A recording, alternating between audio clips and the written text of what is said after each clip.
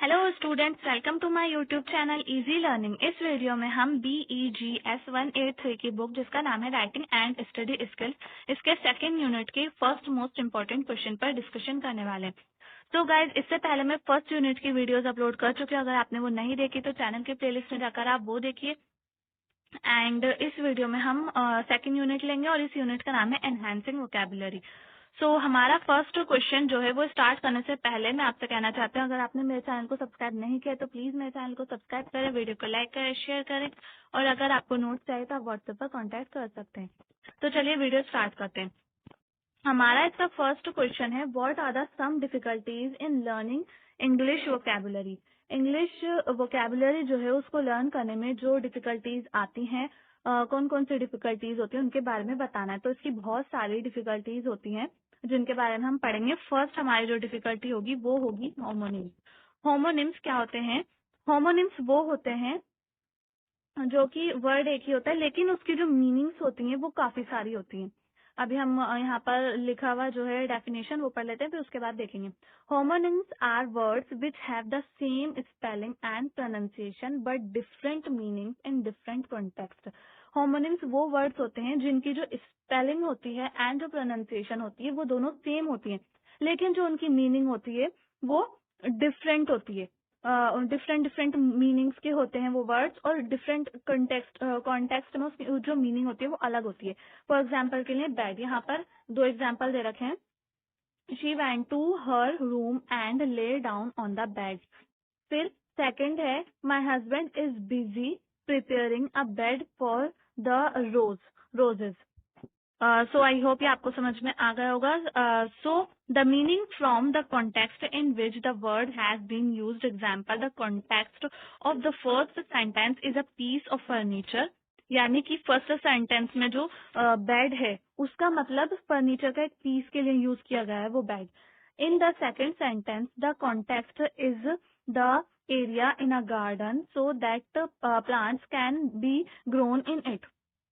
Second sentence में वो जो बेड है वो गार्डन के प्लांट के लिए यूज किया गया है, उसके ग्रो करने के लिए। सो आई होप ये आपको समझ में आ गया होगा। होमोनिम्स वो वर्ड्स होते हैं जिनकी जो स्पेलिंग और प्रोनाउंसिएशन होती है वो सेम होती है बट मीनिंग्स उनके डिफरेंट डिफरेंट होती हैं। अब इसके बाद सेकंड है हमारा होमोफोन्स।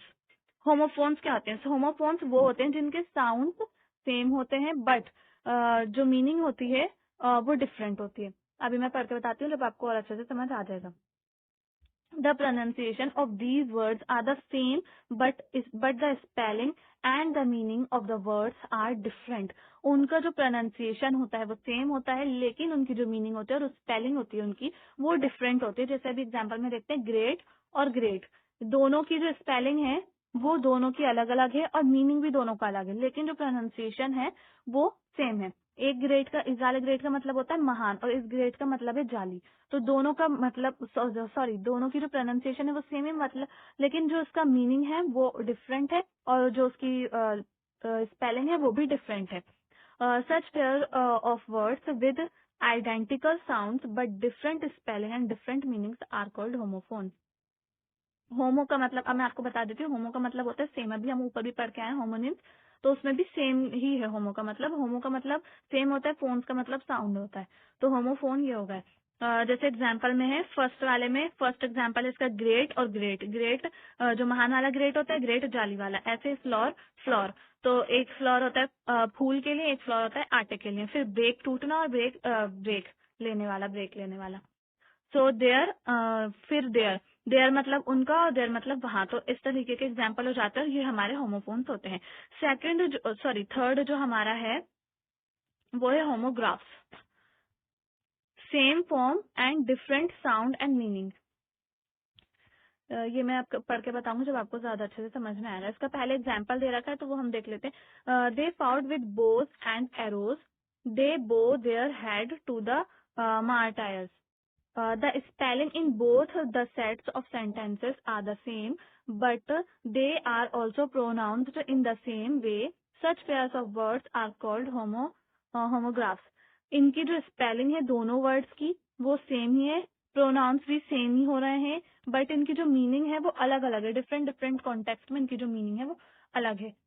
सो इसका यही, ग्राफ का मतलब होता है राइटिंग, होमो का मतलब अभी मैंने ऊपर बताया सेम होता है, ग्राफ्स का मतलब होता है राइटिंग। सो आई होप समझ में आ गया होगा। अब इसके बाद है फोर्थ हमारा इडियमेटिक एक्सप्रेशन। इडियम्स वही होते हैं जो हमने बचपन में, जिनको हम उर्दू में या फिर हिंदी में बोलते हैं तो कहावतें होती हैं, उसी को ही हम इंग्लिश में इडियमेटिक एक्सप्रेशन बोलते हैं। तो यहाँ पे हम देख लेते हैं, idiomatic expressions are a type of informal language that has a meaning different from the meaning of the words in the expression. मतलब कि जो हमारे वर्ड्स जो लिखे हुए होते हैं उसकी मीनिंग, उनकी जो मीनिंग होती है, एक्चुअल मीनिंग जो होती है उससे बिल्कुल अलग होते हैं। जैसे यहाँ पर मैं आपको बताती हूँ, hand to mouth the apple of your eye. So I hope ये आपको समझ में आ गया। To have a green thumb, lend an ear to some, the apple of your eye, ये बहुत ज्यादा फेमस है, फेमस इडियम है, आंखों का तारा होना। तो द एप्पल ऑफ योर आई, इसका मतलब अलग आ रहा है, लेकिन अगर हम वर्ड टू वर्ड मीनिंग देखेंगे तो वो अलग आ रहा है। सो आई होप ये आपको समझ में आ गया होगा इडियमेटिक एक्सप्रेशन। अब इसके बाद है हाइपोनिम्स, वर्ड कैटेगरी। हाइपोनिम्स वो होते हैं, जैसे हमने किसी चीज के लिए यहाँ पे एग्जांपल में लिखा हुआ है, एग्जांपल से आपको ज्यादा अच्छे से समझ में आएगा।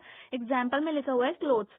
क्लोथ्स क्लोथ्स जो है वो हम बहुत सारी जो चीज होती है, जैसे कि शर्ट्स हो गए, फ्रॉक्स हो गए, कुर्ता हो गया, उसमें क्लोथ्स में सब क्लोथ्स आ जाएंगे, चाहे वो जेंट्स के हों लेडीज के हों, तो सबके जो क्लोथ्स आ जाएंगे उन सबको हम पर्टिकुलर एक वर्ड यूज करते हैं उसके लिए, क्लोथ्स। लेकिन अगर हम इनको अलग अलग लें, शर्ट हो गई, फ्रॉक हो गई, शर्ट फ्रॉक कुर्ता, ये सारी चीजें को ही हम क्लोथ बोलते हैं। तो ये हमारा एक वर्ड कैटेगरी हो गया, कैटेगरी के लिए यूज किया जा रहा है क्लोथ। ऐसे ही सेकंड वर्ड है ट्री।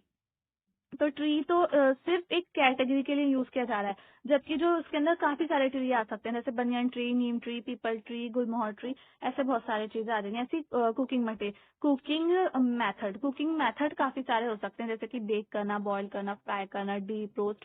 तो इस तरीके से आपको आई होप समझ आ गया होगा, मैं पढ़कर बता देती हूँ। Hyponyms refer to a word of more specific meaning than a general or superordinate term applicable to it. For example, mango is a fruit and so are an apple and an orange. जैसे कि mango, Apple, orange, ये अलग अलग fruits हैं, लेकिन हम इन सब के लिए क्या यूज करते हैं, एक सिमिलर वर्ड, वो है फ्रूट। सभी फ्रूट्स हैं, तो ये हो जाते हैं हमारे हाइपोनिम्स। The word fruit is a superordinate and the names of fruits are the hyponyms. Example of hyponyms. तो ये एग्जाम्पल मैंने अभी आपको बता दिए। अब हमारा सिक्स्थ रहेगा कोलोकेशन, वर्ड पार्टनरशिप। तो हमारा 6 पॉइंट है collocation, word partnership. Collocation are essentially word partnerships. A collocation is two or more word that often go together. Native speaker influently know which words frequently combine and are acceptable and which do not. We can use the word colour in the following combination. तो मैं आपको बता देती हूँ, colocation वो होती है जब हम किसी एक पर्टिकुलर वर्ड को काफी सारे वर्ड के साथ उसका कॉम्बिनेशन बनाकर एक वर्ड बना देते हैं या फिर एक फ्रेज बना देते हैं, तो वो हमारा कोलोकेशन होता है। उसके मतलब कॉम्बिनेशन से, दो वर्ड के कॉम्बिनेशन से, एक ही वर्ड के कॉम्बिनेशन से हम काफी सारे और अलग से फ्रेजेस बना देते हैं। जैसे यहाँ पर हम देख लेते हैं, एडजेक्टिव का एग्जाम्पल है, नाउन का है, प्रीपोजिशन का है, सम अदर कोलोकेशन भी दे रखे हैं इसमें। तो जो कलर है, हमने यहाँ पर कलर को लिया, कलर का एक कोलोकेशन बनाएंगे कलर वर्ड का। तो एडजेक्टिव में अगर हम देखें तो ब्राइट कलर, फेवरेट कलर, ये दो हमारे फेसेस बन गए। नाउन में देखें तो हम colour blind, eye hair colour, colour film, photograph, colour television. तो ये हमारे नाउन में हो गए कलर के फेसेस कोलोकेशन। प्रीपोजिशन में लेंगे इन कलर, आउट कलर, ऐसे वाले हैं जो हमारे प्रीपोजिशन होंगे, सॉरी ऐसे वाले जो हमारे कोलोकेशन होंगे वो हमारे प्रीपोजिशन में आ जाएंगे। इसके अलावा भी कोई काफी सारे कोलोकेशन नीचे लिखे हुए हैं, जैसे कि idle character, central figure, change status, met her fate, make your bed, do your homework. तो ये हमारे वर्ड्स के कॉम्बिनेशन से मिलाकर बनाया गया है, इनको हम कोलोकेशन बोलेंगे। अब हमारा है एंटोनिम, 7 पार्ट जो है, 7 पॉइंट हमारा एंटोनिम से। तो एंटोनिम्स वही होते हैं जो हमारे ऑपोजिट वर्ड्स होते हैं। तो ये हमारे एंटोनिम होते हैं। The term antonym is use to refer to words which have an opposite meaning, but there are pairs of words which contract in terms of a scale. Example, hot cold, tall short, easy difficult. These opposites are gradable. But think of opposites, male, female. Such meanings are non-gradable or mutually exclusive.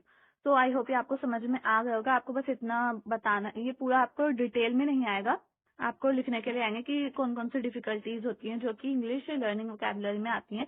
सो ये सब आपको बताना होगा. थोड़े थोड़े example अगर आप देंगे तो आपका एग्जाम्पल बहुत इजीली आपका जो आंसर होगा वो बहुत इजीली कंप्लीट हो जाएगा. अब इसके बाद है लास्ट पार्ट है हमारा सिनोनिम. सिनोनिम वही होते हैं, सिनोनिम से ही समझ में आ रहा होगा जिनकी मीनिंग सिमिलर होती है. सिनोनिम ऐसे वर्ड्स होते हैं. Every language has groups of lexical items which are very similar in meaning. उन्हीं को ही हम सिनोनिम्स कहा जाता है, मतलब कहते हैं synonyms, but are never identical. जिनकी कुछ ऐसे ग्रुप्स ऑफ वर्ड्स होते हैं या फिर हम कोई ऐसे वर्ड्स कह सकते हैं जिनकी जो मीनिंग्स होती हैं वो सिमिलर होती हैं, उन्हीं को ही सिनोनिम्स कहते हैं. जैसे angry, annoyed, upset and irritate may be synonyms, but each word differs slightly from the others. So I hope आपको समझ में आ गया होगा सिनोनिम्स. अगर आपको वीडियो पसंद है तो प्लीज वीडियो को लाइक करें, शेयर करें, चैनल को सब्सक्राइब करना ना भूलें. थैंक्स.